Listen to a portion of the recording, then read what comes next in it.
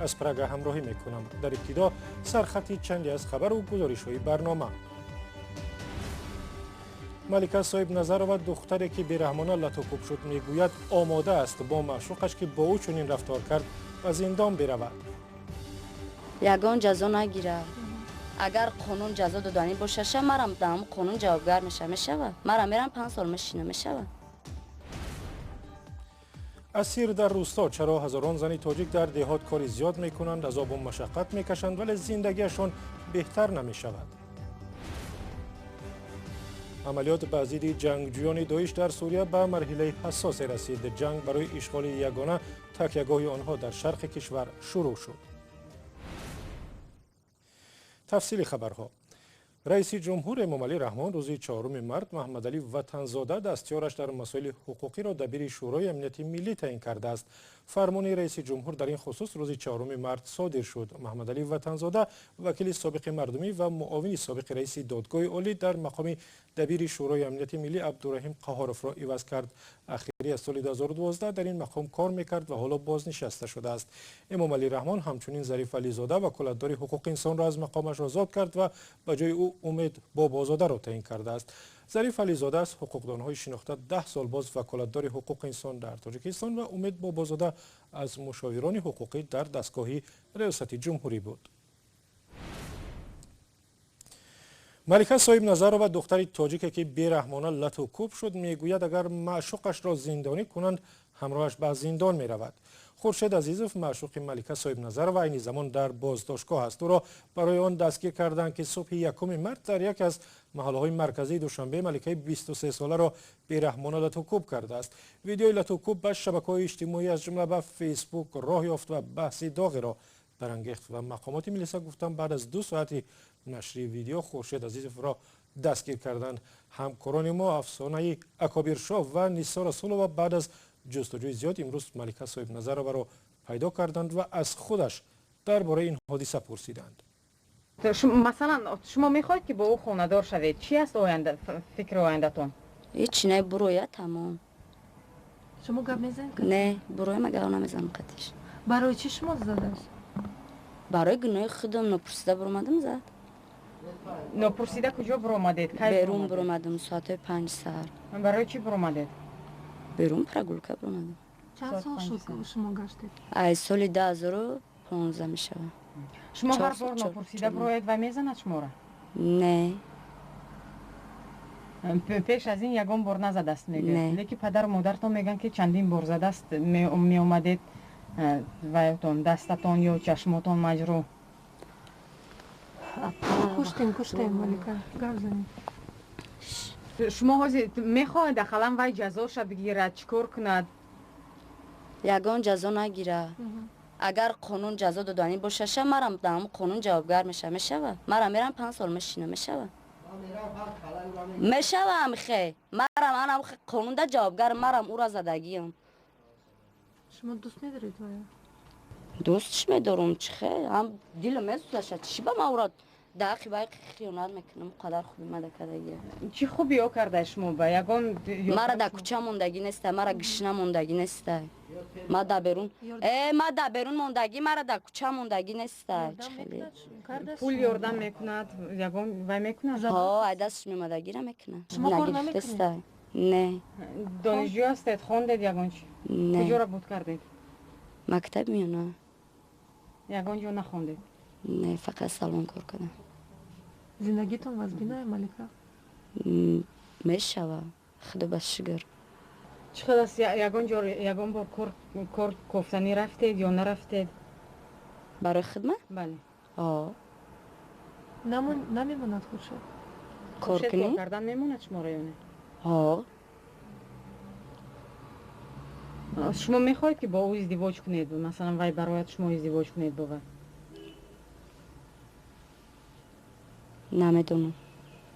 خورشید چی میگوید؟ یگان بار گفته بود درباره همین مسئله که من ترا میگیرم یا میخواهد که ازدواج کنید؟ شما پدر مادر خورشید کسی گپ زدید؟ چی میگوید؟ ما قطع پدر مادرش گپ نزدم. روزی ای کار شدگیه. پیشتر که گپ میزده چی میگفتن؟ چی میگفتن؟ هیچی. آدم قچخه گپ میزنه همه خیلی. نه یگان وای که مثلا باد خواستگاری بیوند نبیوند. ما خونه باید نمیرم نمی بیوم میشنوسن من خیلی. بیام برام. صحبت مفصل با ملکه صاحب نظر و هم والدین او را می توانید در وبسایت ما ozodi.org ببینید و هم نظرهای افرادی گوناگون را درباره این حادثه بخوانید. همه این به زودی در وبسایت ozodi.org نشر می شود. در تاجیکستان این عقیده هم وجود دارد که گاه زنان از ناعلاجی و ناچاری مجبور می شوند ظلم و ستم مرد یا شوهر را تحمل کنند و با او بمانند. یکی از سبب‌های اصلی چنین رفتار را هم بیکاری زنان و پایبند بودن آنها به مرد یا شوهر می‌دانند. گزارشی که حالا می‌بینیم درباره کمبیزاتی زن‌هاست و هم در این باره که چرا زنها کار زیاد می‌کنند ولی زندگی خوب ندارند. مومن احمدی گزارش می‌دهد. این خانه رجبگل ساکن محله هلالی در ناحیه خراسان است. 5 سال باز با 5 فرزندش در چنین شرایط زندگی می‌کند. شوهر و کاری دائمی ندارد. خانواده‌اش از حساب کمک‌های اجتماعی برای کمبیزاتان روز می‌گذراند. هر عضو عائله تقریباً $12 کمک می‌گیرد. $25 از شوهر سابقش الیمن می‌گیرد. آماده است هر کاری را انجام دهد تا مزد به دست بیارد. نمیگیرن من رفتم صندل کار پرسیدم پرای میگن بالینسی همجا صدیق میری پول را میگیرن اکا مورا نمیگیرن مورا به نظری پس میگیرن. ما دست 5 تا فرزند دارم. کار در روستاها در فصل بهار و تیرما وقتی کشتی پخته و جمع آوری حاصل آن پیدا می شود. خانه تهمینه ساکن دیگری محله هلالی هم از خانه رجبگل فرقی ندارد. خانواده او 20 سال است که در چنین خانه ویران زندگی می کند. در اینجا قبلا نهری بود که با خاک پرش کردند ولی آب همانا که جاری است. از همین سبب هم خانه تهمینه نمناک است. ما بکوریم که وافشه کار نمیکنیم تویستان دا بانمو زمینو دا چوبوق میکنیم و پولی اوای در گم چخمون داتنا اون میگیریم وافشه دادم شروع نداره ما را بخورونه بپشونه نه اوچم نمی راسیا اوچم راسیا میرمیونه که وافشه چند سالشی وافشه نرفتیم. سه اهالی تاجیکستان کمبیزوات است و آنها اساساً خانواده سرفرزند در دهات هستند. بسیاری از آنها تحصیل عالی ندارند و یا زنانی تنهایند. مردها می توانند به مهاجرت کاری بروند یا در شهر کار پیدا کنند. زنها مثل همیشه از پس نگاهبینی فرزندانند و از روستا بیرون نمی روند.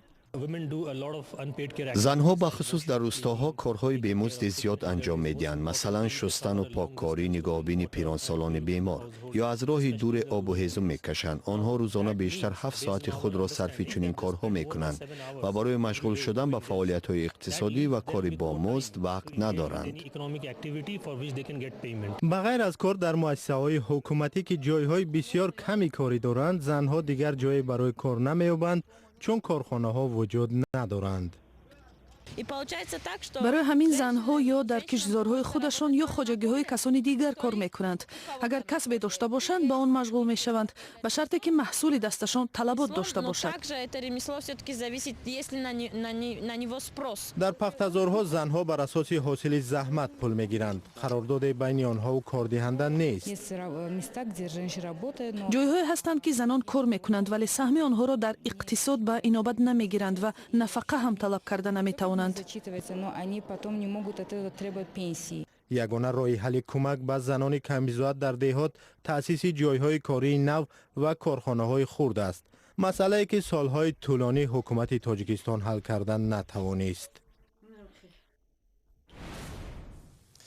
رو میاریم به مسائل بین المللی. روز یکشنبه 3 مارس ویدیوهای آغاز عملیات برای اشغال منطقه باغوس تکیه‌گاه آخرین گروه به نام دولت اسلامی نشر شد. به گفته نیروهای دموکراتی سوریه که از طرف ائتلاف بین المللی بر رهبری آمریکا حمایت میشوند، آنها قبل از عملیات تلاش کردند مردم آسایشته را از منطقه‌های جنگ و نزاع بیرون برآورند.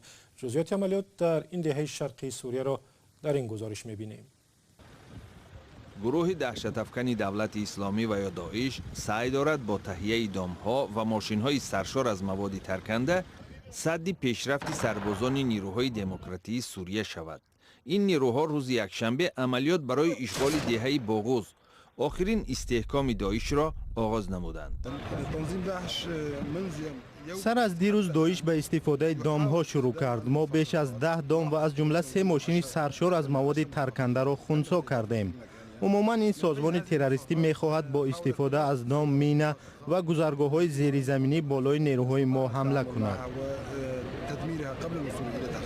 اشغال دهه باغوز واقع در شرق سوریه معنای شکستی کاملی به نام خلافت داعش را خواهد داشت که در سال 2014 مناطق زیادی عراق و سوریه را تحت تصرفش قرار داده بود.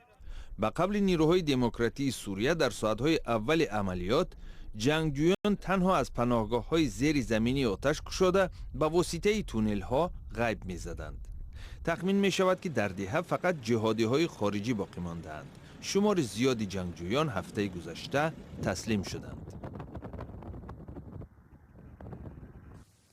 و کارشناسان میگویند شماری زیادی از جنگجویان داعش علیه در منطقه‌های دیگری سوریه و عراق و حتی کشورهای دیگر پناه بردند و احتمالاً حمله‌هایشان را ادامه خواهند داد.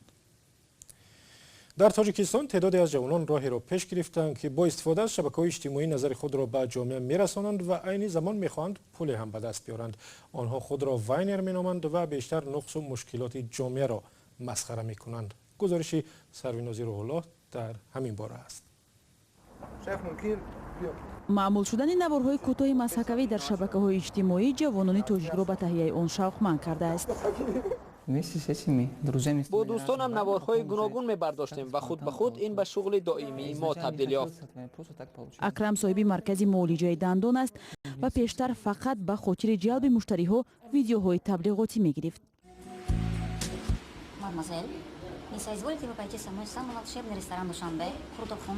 бо таҳияи скетч ё ба қавли ӯ вайн мехоҳад ба афкори мардум таъсир расонад.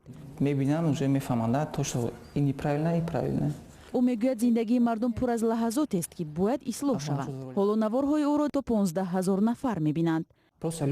одамҳои гуногунанд. касе мефаҳмад, касе моро намефаҳмад. миёни вайнерҳои тоҷик касеро пайдо кардан душвор аст ки ба мавзӯи сиёсӣ рӯ биёрад. онҳо ба ин пиндоранд ки ба он чӣ мерасанд онро баён мекунанд. ин саҳнаҳо аз зиндагии маъмулии мардум берун меоянд. он чӣ бо чашм мебинем ҳамонро нишон медиҳем. ҷони аз ҳар таблиғи вайни худ то 50 сомонӣ фоида мегирад. пули зиёд ҳам набошад ба қавли ӯ чун даромади иловагӣ муфид аст. дар бораи манфиати он одам вақте бекор асту ҷойи рафтан надорад аз гарданкаҷӣ пеши дигарон магар таҳияи ин гуна наворҳо беҳтар нест? имкони аз зону бархостан ҳаст. вайнерҳои тоҷик бар инанд ки он чӣ онҳо ба воситаи саҳнаҳои худ мерасонанд беҳтар ба гӯшҳо мерасанд. кӯшиш мекунем ки чизи ами ягон ҷомеада ягон фоида биёрада он роли ки мо мақсад бисёрш ма худам медонам ки қамаъне надоране ки кӯшиш мекунем бисёрш ягон чи бигиранда ему роли ки значит и дар кор набуда. нами свидания якми хидмонай бози бояд борон бубора. медонед барои чӣ? барои ки ангелочка ва ангел вохӯрданд. муҳсин ошпаз аст ва мегӯяд 1 сол боз саҳнаҳои ҳаҷвӣ мегирад. бештари тамошобинони саҳифаи ӯ дар инстаграм муҳоҷирони кориянд. ҳоли ҳаста идеёи ба қувват ҳаста калдау камтар оли барои вай камтар маблағ дар курай.